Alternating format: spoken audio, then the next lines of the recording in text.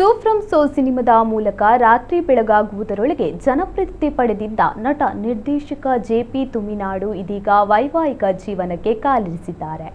ಮಂಗಳೂರಿನ ಪಿಲಿಕುಳದ ಸ್ಕೌಟ್ ಭವನದಲ್ಲಿ ನಡೆದ ವಿವಾಹ ಸಮಾರಂಭಕ್ಕೆ ಕನ್ನಡ ಹಾಗೂ ತುಳು ಚಿತ್ರರಂಗದ ಅನೇಕ ಸೆಲೆಬ್ರಿಟಿಗಳು ಸಾಕ್ಷಿಯಾಗಿದ್ದು, ನವಜೋಡಿಗೆ ಎಲ್ಲರೂ ಶುಭ ಹಾರೈಸಿದ್ದಾರೆ. ಅಪ್ಪಟ ಕರಾವಳಿ ಪ್ರತಿಭೆಯಾಗಿರುವ ಜೆಪಿ ಸಿನಿಮಾ ರಂಗಕ್ಕೆ ಕಾಲಿಡುವ ಮುಂಚೆ 14 ವರ್ಷ ಅವರು ರಂಗಭೂಮಿಯಲ್ಲಿ ಸಕ್ರಿಯರಾಗಿದ್ದರು. ಅಲ್ಲಿ ನಟನೆ ಜೊತೆಗೆ ನಾಟಕ ರಚನೆ, ನಿರ್ದೇಶನದಲ್ಲಿ ತೊಡಗಿಸಿಕೊಂಡಿದ್ದರು.